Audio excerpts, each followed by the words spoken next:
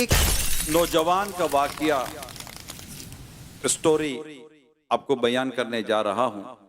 ये अपने वालिदैन का इकलौता बेटा था और जब बेटा इकलौता होता है तो काफी लाड प्यार से उसको पाला जाता है। इसका भी कुछ ऐसा ही मामला हुआ था। इसे भी काफी लाड प्यार से पाला गया। वक्त के साथ साथ वो बड़ा होता चला गया। लाड प्यार की वजह से उसका जो दिमाग था वो खराब होता गया, यानी बिगड़ता चला गया। वो उसके अंदर वालिदैन की लिए को मोहब्बत, शफकत, प्यार और हमदर्दी का जज्बा उसमें था नहीं। माँ बाप के साथ बदतमीजी करता, इनके साथ बदअखलाकी करता, उल्टे सीधे अल्फाज कहकर माँ बाप को तकलीफ पहुंचाता। एक वक्त आया कि वालिद साहब का इंतकाल हो गया और इसी तरह बाप को तकलीफ देता देता देता रहा। आखिर कभी बाप से इसने माफी ना मांगी और वालिद साहब एक दिन दुनिया से रुखसत हो गए। अब माँ अकेली रह गई। वालिद की वफात के बाद भी इस नौजवान में कोई तब्दीली ना आई। जैसा था वैसा ही रहा, बदतमीज का बदतमीज, बद अखलाक का बद अखलाक, बेबाक था। माँ बाप के साथ तो बदतमीजी करता था, बाप के जाने के बाद अब माँ के साथ भी वो बदतमीजी, बद अखलाकी, तू तड़ा, अबे तबे से बातें करता। दिन ब दिन इसका रवैया खराब से खराब होता चला गया।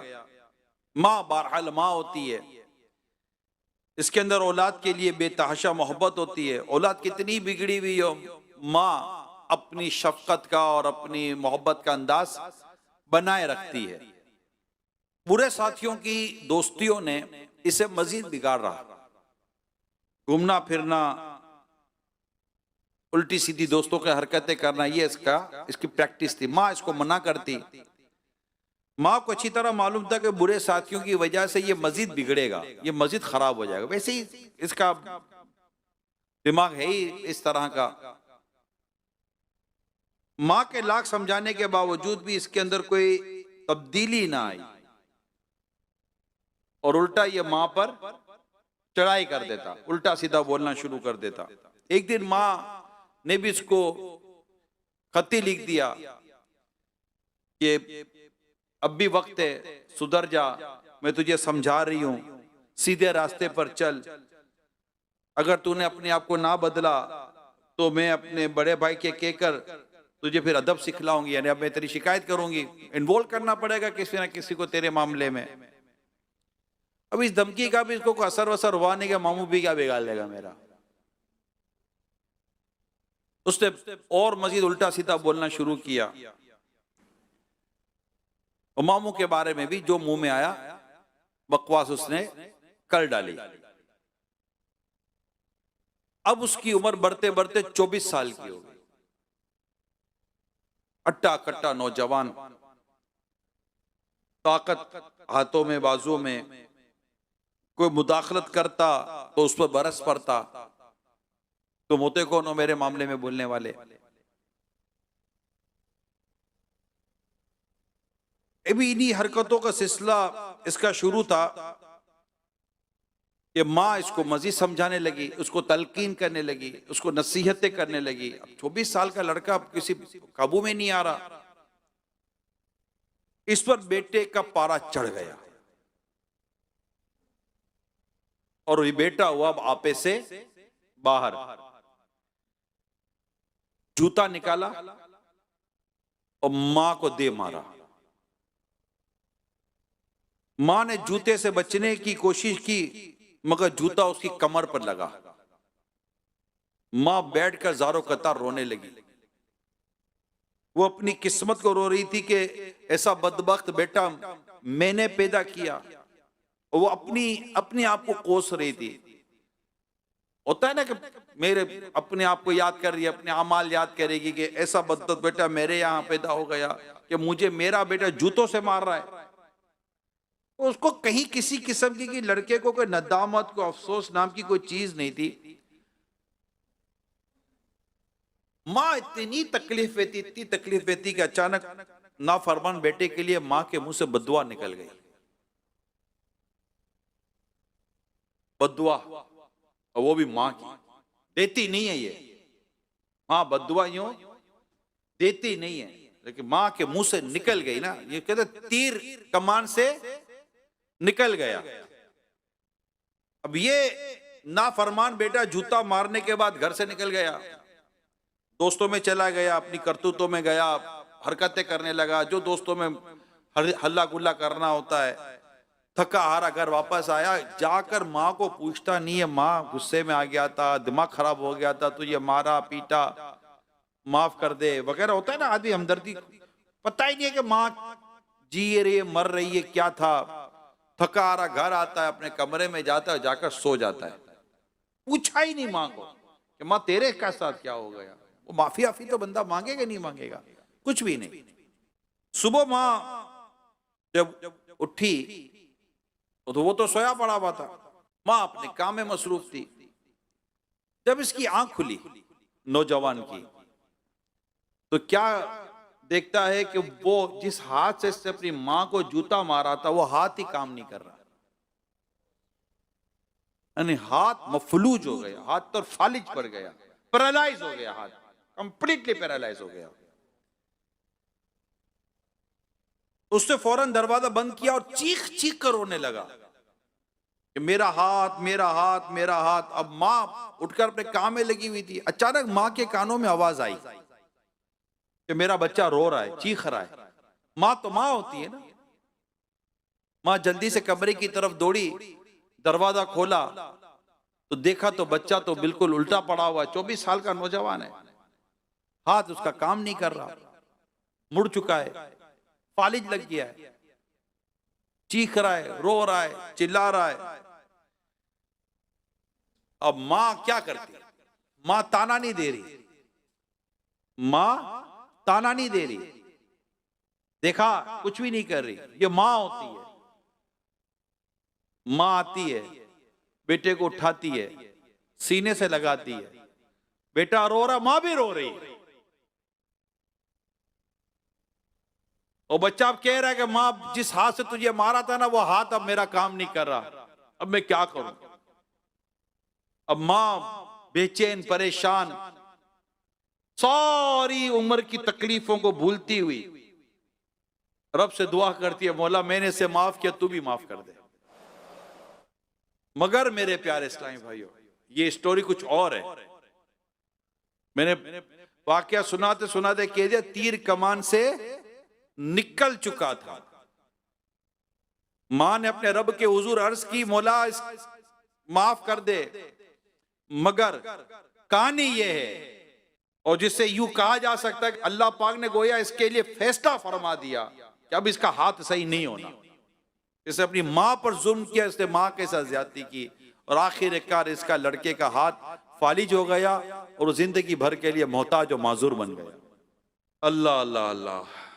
मेरे प्यारे इस्लामी भाइयों, ये बात समझने की कि बंदा अपने मां से कोई या बाप के साथ कोई सा जुल्म, कोई सी ज्यादती कर बैठता है, और अल्लाह पाक को इस कदर वो उसका अमल नापसंद होता है, इतना अल्लाह पाक उस पर मतलब इस मामले में अल्लाह कितनी भी नाफरमानी कर बैठता है कि वो समझे कि वो बहुत बड़ी भूल खा जाता है। आज मेरा बयान आप समझ गए कि क्या है। माँ बाप, अल्लाह पाक हमारे माँ बाप को सलामत रखे। हर औलाद गौर करे कि इसने अपने माँ बाप के साथ क्या किया है। उससे हाथ उठाया, उसका हाथ फालिज हो गया। कोई अपनी माँ के आगे जबान चलाता है, कोई अपनी माँ को तेज नजरों से देखता है, कोई अपने बाप को बुरा भला कहता है। अभी पिछले दिनों में लाइव प्रोग्राम कर रहा था, उसमें मेरे इस्लाम भाई बता रहे थे, वो कहीं जुम्मा पढ़ाते थे, तो कहा मैं जुम्मा पढ़ कर बाहर निकला तो मैंने देखा कि एक नौजवान एक बूढ़े आदमी को मार रहा है, मार रहा है, मार रहा है। मैं भी परेशान हो गया कि ये नौजवान है, कौन एक बूढ़े आदमी को मार रहा है। बाद में पता चले बूढ़ा आदमी इसका बाप था, बाप को पीट। ये कराची की बात कर रहा हूं मैं, गांव देहात, किसी ऐसे इलाके की बात नहीं कर रहा। कराची की बात कर रहा हूं कि बेटा अपने बाप को मार रहा था।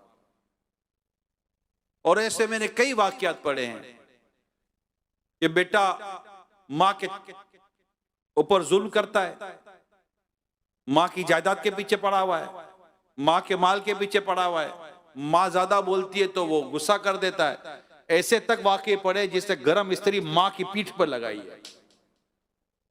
कैसे लोग हैं ये, कैसे लोग हैं? जरा सोचे तो सही। कोई माँ बाप के लिए कोई रहम, कोई माँ बाप के लिए कोई इज्जत, कोई माँ बाप की कोई अहमियत है या नहीं है? मेरे प्यारे इस्लामी भाइयों, जब माँ बाप बूढ़े हो जाए ना, इनके आगे उफ तक कहने की इजाजत नहीं है। यानी कोई ऐसा जुमला जिससे माँ बाप को तकलीफ पहुंचे। क्या है, क्या पीछे पड़ गई है?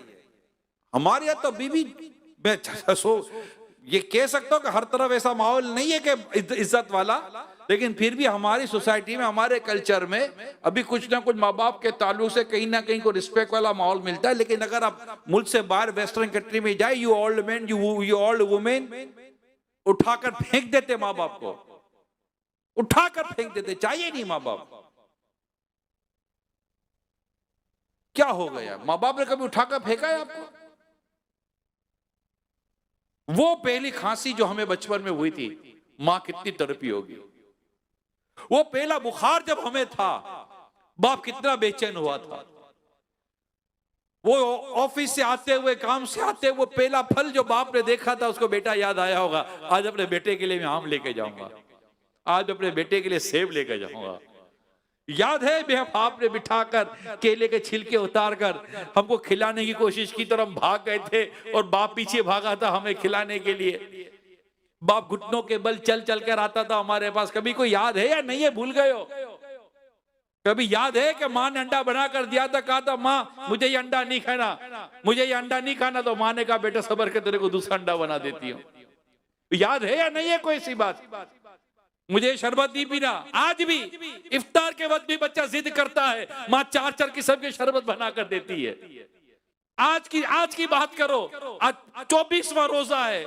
आज भी कितने बाप होंगे जो इस बात पर तड़प रहे होंगे कि मेरे बेटों के लिए ईद के लिए पैसे नहीं है, ईद के कपड़े दिला दो मैं उनको। आज ऑफिस से लोन मांगता है, जॉब से बोनस मांगता है, रात भर जाकर नौकरी करता है या काम करता है। क्यों? कि अपने बच्चों के लिए कोई एक सूट ले लूंगा, बच्चों के लिए कोई जूते ले लूंगा। अबू आप अपने लिए तो लो, बेटा भी मेरी जिंदगी चली गई, तेरे लिए जीना है। आज की बात कर रहा हूं, आज भी यही हो रहा है। आज भी रात को बैठकर माँ बाप आपस में बात करते होंगे कि ईद है, ईदी में बच्चे को क्या देंगे। बाप बोलेगा सैलरी मिल नहीं रही है या बढ़ नहीं रही है, कुछ तो देना पड़ेगा ना, अपना बेटा है, क्या दोगे बेटे को? चलो कुछ बेचते हैं, कुछ करते हैं, उधार ले लेते हैं। अस्पतालों में जाकर देखो तो ये ऐसे ऐसे बच्चे पड़े हुए, ऐसे ऐसे बच्चे पड़े हुए कि डॉक्टर ने मना कर दिया माँ बाप को गोया के, लेकिन बाप है उम्मीद नहीं तोड़ रहा, जाकर कर्जा मांग रहा है कि मुझे मेरे बेटे का इलाज कराना है, मैं भर दूंगा, बोल रहा मैं भर दूंगा। और कई ऐसे बाप इस वक्त अस्पतालों में पड़े हुए होंगे जिनकी औलाद का पता तक नहीं होगा कि हमारे बाप के ऊपर इतनी ज्यादती कर रहे हैं, इतनी बेरुखी कर रहे हैं, इतना जुल्म करते माँ बाप के ऊपर। इसी तरह का एक नालायक और बेशर्म किस्म का बेटा था, बाप मर गया, बाप का इंतकाल हो गया था। अब बेटा मां को कोसता ही रहता था। बड़ा वाकया है, मैं छोटा कर रहा हूं। बेटा मां को कोसता ही रहता था। मां क्या करे, मां जाए भी किधर, बेचारी अकेली है, एक ही जवान बेटा है, और उसको कोस कोस कोस कोस के मां को आधा बीमार कर दिया। और पता है क्या बोलता था, बुड्ढी ये तो बाप की पेंशन है जो तुझे मिलती है, वरना तुझे मैं अपने साथ रखूं, गाड़ी में ले जाता, बाप की पेंशन लेता और मां के हाथ तक में ना देता और जाकर पेंशन के पैसे उड़ा देता।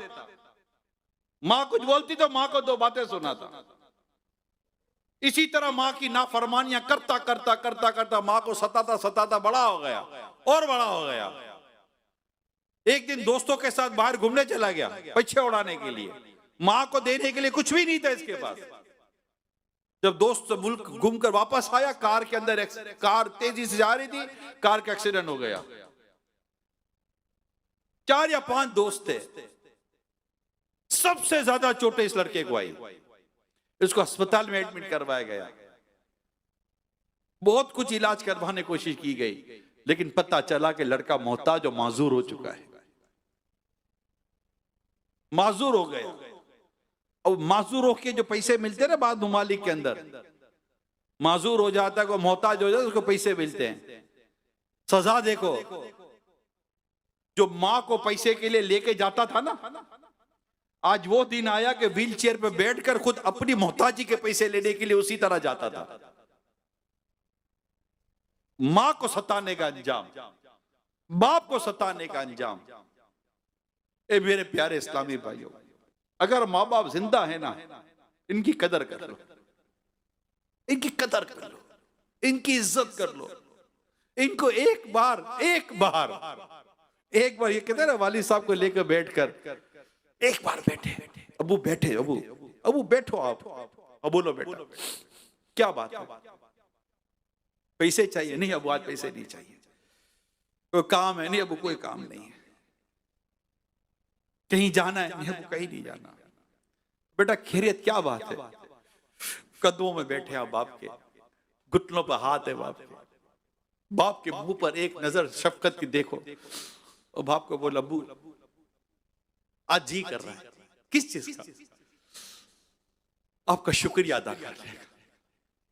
अबू जज़ाकल्लाह, अबू thank you, you are great, आपने हमें पाला पोसा बड़ा किया, कितनी तकलीफ उठाई अबू आपने, मैं आपका शुक्रिया। क्या कब्र पे जाके ही बाप का शुक्रिया अदा करोगे यार? जीते जी नहीं कर सकते क्या?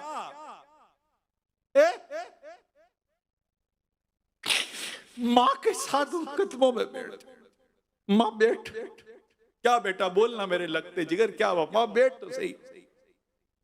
माँ बोले कि बेटा बोल, माँ तू बहुत अच्छी है, आप बहुत अच्छी हो, मैंने आज तक आपको बहुत सताया है माँ, मेरे हाथ जुड़े हुए माँ मुझे माफ कर देना। मुझे पता चला है कि अगर माँ नाराज हो तो मरते वक्त कलीमा नसीब नहीं होता, कलमा पढ़ नहीं सकता बच्चा जब तक माँ नाराज हो। माँ तुम मुझसे नाराज मत होना, आप राजी हो जाओ मुझसे, मेरे जितनी आपकी नाफरमानियां की है माँ मुझे माफ कर दो। फिर माफी मांगे के ना, माँ आप बहुत अच्छी हो। जब मैं बचपन में बिस्तर में पेशाब करता था ना, माँ आप मुझे मेरे गीले पर सोकर मुझे सूखे पर सुला देती थी। रात रात भर जागकर माँ आपने मुझे दूध पिलाया है, और अब्बू को भी नहीं उठने देती थी, किस बेचारे की सुबह जॉब है। रात रात भर मुझे दूध पिलाती थी, सुबह मेरे अब्बू को नाश्ता देती थी। माँ आपकी कोई सैलरी नहीं है, आपका कोई बोनस नहीं है, आपका कोई अलाउंस नहीं है, और जिस दिन ईद के दिन सब छुट्टियां करते, माँ सबसे ज्यादा मेहनत तुमने की है, सबसे ज्यादा काम मेरी माँ आपने किया है। और जब मेरे दूसरे भाई बहन आए ना माँ, तब भी आपकी ये आप ही हो माँ, ये आप ही हो, कोई ये ना कर सके कि मेरे दूसरे भाई बहन भी आए, मगर माँ आपकी शफकत और मोहब्बत का दरिया इतना बड़ा था कि मेरी ना मोहब्बत भी कभी ना आई, और मोहब्बत भाई बहनों को भी तुम बांटती रही। माँ तेरी शफकत का दामन बहुत बड़ा है। जब मेरे पास नए कपड़े नहीं होते तो माँ आप ही ने अब्बू से सिफारिश की थी ना, मुझे नई घड़ी चाहिए थी, माँ आप ही ने कहा था ना अब्बू को कि बेटे को घड़ी दिला दो। माँ मुझे माफ कर दे, मैं तेरी खिदमत नहीं कर सका। मेरी माँ दुनिया में नहीं है मेरे प्यारे इस्लामी भाइयों, मेरे वाले साहब भी नहीं है। मुझे पता है माँ बाप का दुनिया से जाना क्या होता है। मेरी मुझे पालने पोसने वाली मेरी खाला थी मेरी, जिसको मम्मा कहते थे, वो भी नहीं है। मुझे पता है कि ये साया चला जाए तो आदमी कितना बेछत का हो जाता है। जिनके जिंदा है उनकी कदर कर लो, उनकी खिदमत कर लो। इंशाअल्लाह ताला दुनिया में भी करम हो जाएगा, अल्लाह ने चाहा तो आखिरत में भी करम होगा। आज आप सबसे मेरी दरखास्त है मेरे प्यारे इस्लामी भाइयों, जैसे ही बयान खत्म हो रहा, जब आप उठे इशराक चाश की नमाज पढ़, जो भी आप उठे, मेरी दरखास्त है आपसे, क्या पता हम फिर उठ सके कि ना उठ सके। सबसे पहला काम आपने ये करना है, मेरी दरखास्त है आपसे, अगर आपके वालिदैन या दोनों में से कोई एक जिंदा है ना, मैसेज कर देना, सिर्फ इतना लिख देना, मुझे माफ कर दीजिए, बस सिर्फ इतना, मुझे माफ कर दीजिए, ये करके सो जाना। हो सकता जवाब आएगा खैरियत तो है बेटा, क्या हुआ था। ये फिर भी नहीं कहेगी कि तूने किस किस टाइम पर मेरे साथ क्या क्या बदतमीजी की थी। अब माफी मांगता है, और अगर कह भी देना तो फिर कह देना माफ कर देना। आज के बाद मेरी वजह से मेरे माँ बाप की आंखों में गम का आंसू नहीं आएगा, मैं अपने माँ बाप को तकलीफ नहीं दूंगा। एक नौजवान के बारे में मैं पढ़ रहा था, ये मौजू ऐसा, ये बड़ा जज्बाती कर देता है, ये मौजू वालिदैन का बड़ा जज्बाती कर देता है। मेरे कानों में आज तक मेरी माँ की आवाज गूंजती है, इमरान आ तो जरा दो बातें करनी है। मैं सही बताता हूं, मुझे मेरी खाला ने पाला था ना, मेरे वालिद साहब को नाश्ते में कुछ चीजें पसंद होती थी तो मैं कभी लेकर जाता था, और जब बैठ कर खाना खाता था मुझे वो वक्त याद है कि मेरे वालिद साहब कितने खुश होते थे कि आज मेरा बेटा मेरे लिए नाश्ता लाया। ये बड़ा जज्बाती मौजू है। तो वो नौजवान था, छोटी मोटी नौकरी करता था, जैसे ही उसके हाथ में कुछ पैसे आते ना, आकर टेबल पर रखता था और इसके वालिदैन पैसे उठा देते थे। जितने कमा कर लाता था टेबल पर रख देता था। वालिद साहब टेबल से पैसे उठाते थे। कहां से उठाते थे? टेबल से पैसे उठाते थे। कहता है कि मैं यूं नहीं देता था, अगर मैं यूं दूंगा तो मेरे बाप को मेरे आगे हाथ फैलाना पड़ेगा। बात समझ रहे ना? अगर मैं यूं दूंगा तो मेरे वालिद साहब को मेरे आगे यूं हाथ फैलाना पड़ेगा। ये मुझे पसंद नहीं है कि मेरा बाप मेरे आगे हाथ फैलाए। मैं मांग मांग कर बड़ा हुआ हूं, मेरा बाप मेरे आगे हाथ क्यों फैलाए। मैं जाकर यूं टेबल पर रखता था, मेरे वालिद साहब पैसे उठा लेते थे। पैसे उठा के मेरे वालिद साहब मुझे दुआ देते थे, या अल्लाह मेरे बेटे को कुरान का इल्म अता फरमा। मेरे वालिद साहब एक ही दुआ करते थे, इसको कुरान का इल्म अता फरमा, इसको कुरान का आलिम बना दे। बेटा कहता है मैं रोजगार अपना छोटी मोटी जो भी मुझे रोजगार मिल जाता था कमा कर लाता था। एक दिन रास्ते में मैं जा रहा था तो मेरी मुलाकात एक आलिम साहब से हो गई। वो फतवा दिया करते थे। मुझे देखकर कहा कि नौजवान क्या मसरूफियत है आपकी? तो मैंने बताया कि छोटा मोटा रोजगार है, करता हूं। कहा बेटा आया करो हफ्ते में एक दिन, हमसे कुछ सीख लिया करो। वो नौजवान कहता है मैं इनके पास जाना शुरू हुआ और मैं सीखता, तो देखते देखते उसके अंदर चूंकि एक सीखने की ख्वाहिश थी तो बहुत जल्दी वो सीखना शुरू हो गया और ज़हीद तालिब इल्म बन गया।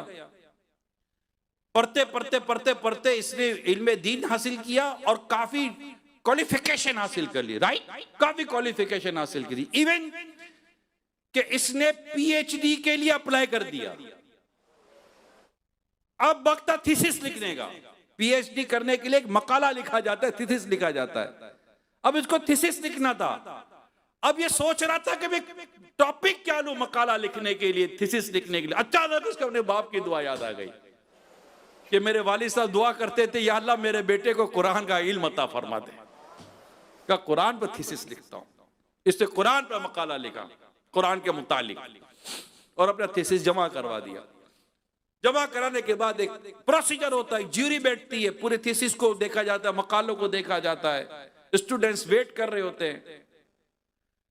एक दिन आया कि वो स्टूडेंट्स जमा थे और ऐलान मतलब अनाउंस होनी थी थीसिस की कि किसको पीएचडी की डिग्री मिलनी है। तो जो ज्यूरी आई, यानी जो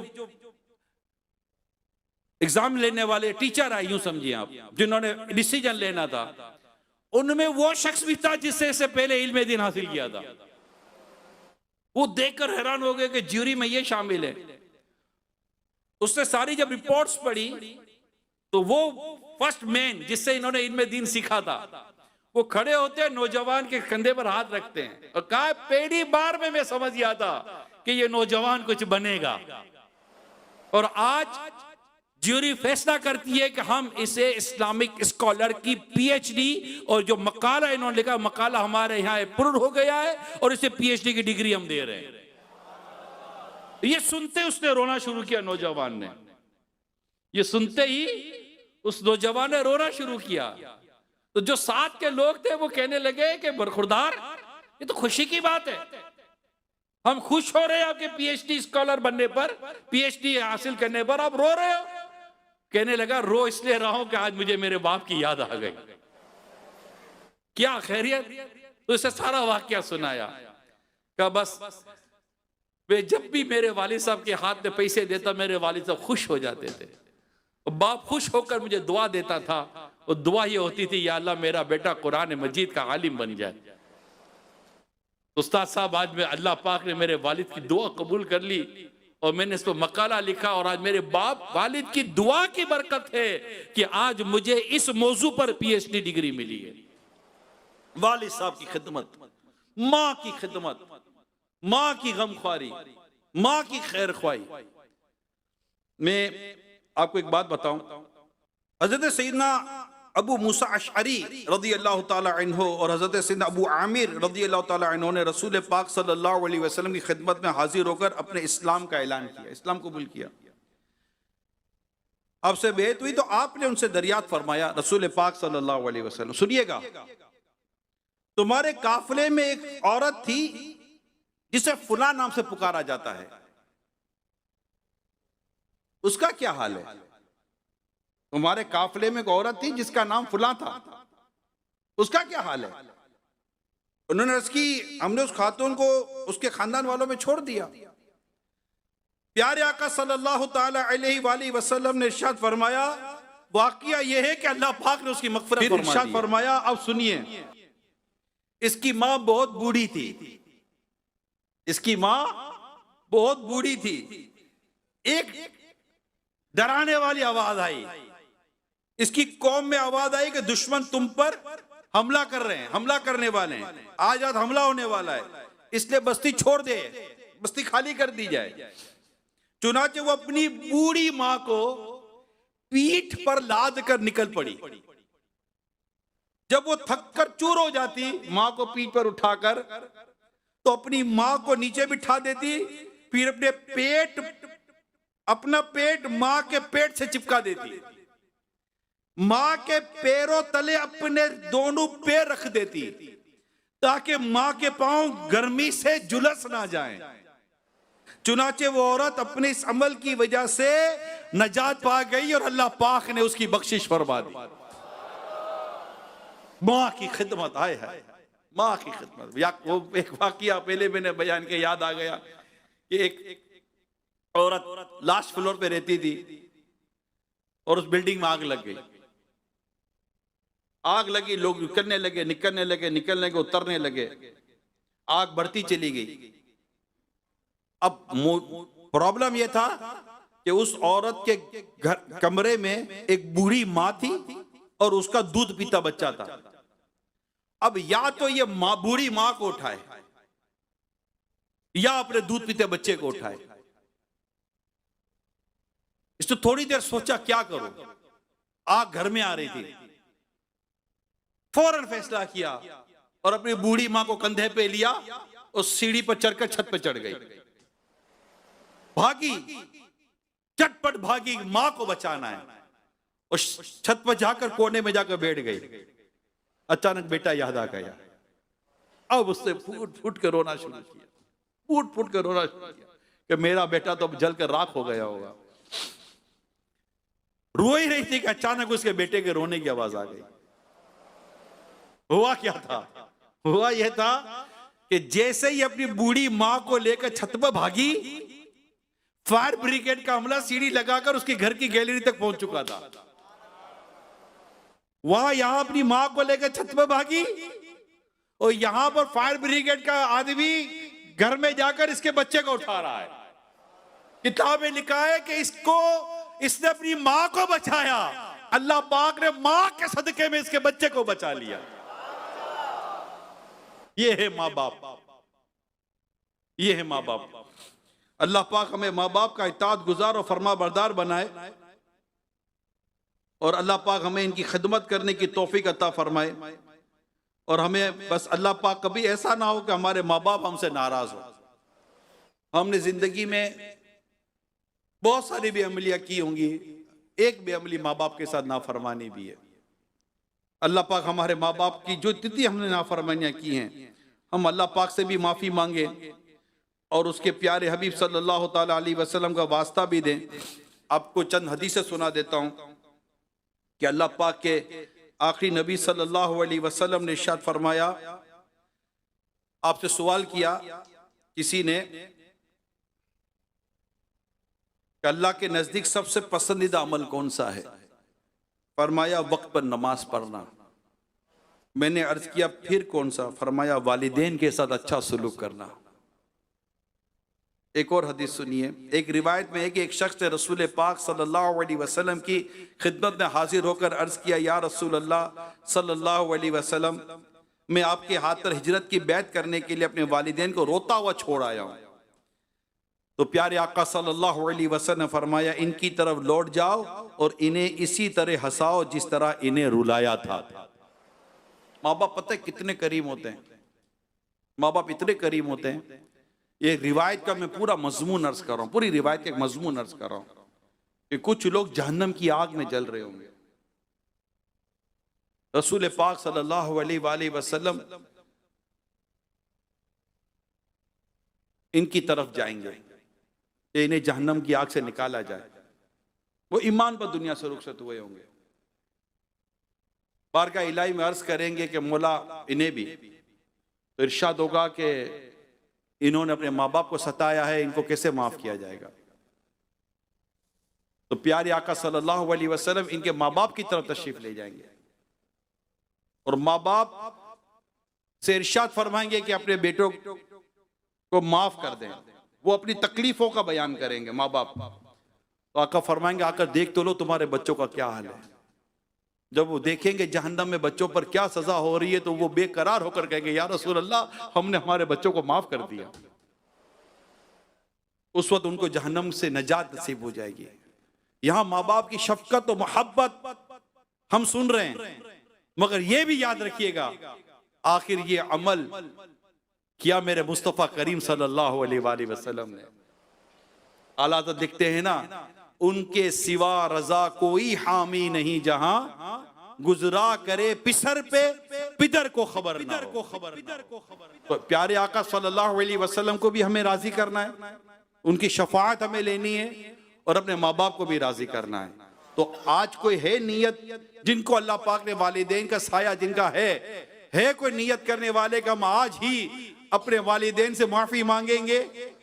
है कोई नियत करने वाले बाहर इस्लाम भाई हैं, अंदर बाहर, जो ये नियत करेगा आज हम अपने माँ बाप को मैसेज करेंगे, माफी मांगेंगे, इनसे दरखास्त करेंगे हमें माफ कर दीजिए, और अगर ये दोबारा ये कोई नाराजगी का इजहार करेंगे तो फिर माफी मांगेंगे, फिर माफी मांगेंगे, फिर माफी मांगेंगे, इतनी मांगेंगे कि अपने माँ बाप को राजी कर लेंगे। कौन कौन नियत करता है? इंशाअल्लाह अज़्ज़ वजल माँ बाप को राजी करेंगे और माँ बाप की इताअत और फरमाबरदारी करेंगे। मगर एक बात आखिर में ये जरूर अर्ज कर दूं, माँ बाप की इताअत और फरमाबरदारी वही है कि जहां अल्लाह पाक और उसके प्यारे रसूल की नाफरमानी ना होती हो। अगर माँ बाप को ऐसा हुक्म करते हैं कि अल्लाह पाक और उसके रसूल सल्लल्लाहु अलैहि वसल्लम की नाफरमानी होगी, वो बात नहीं मानी जाएगी। और वालिदैन से दरखास्त करता हूं कि आपका एहतराम, आपकी फरमाबरदारी अल्लाह और उसके रसूल का हुक्म है। आपको ये बात ज़ेब नहीं देती कि आप अपनी औलाद को अल्लाह और उसके रसूल की नाफरमानी का हुक्म दें। तो इंशाअल्लाह अज़्ज़ वजल अगर हमने ये कर लिया, अल्लाह पाक ने चाहा, तो माँ बाप भी राजी, रसूल पाक सल्लल्लाहु अलैहि वसल्लम से राजी हो जाएं, तो इंशाअल्लाह फिर अल्लाह पाक भी प्यारे हबीब के सदके में हमसे राजी हो जाएगा।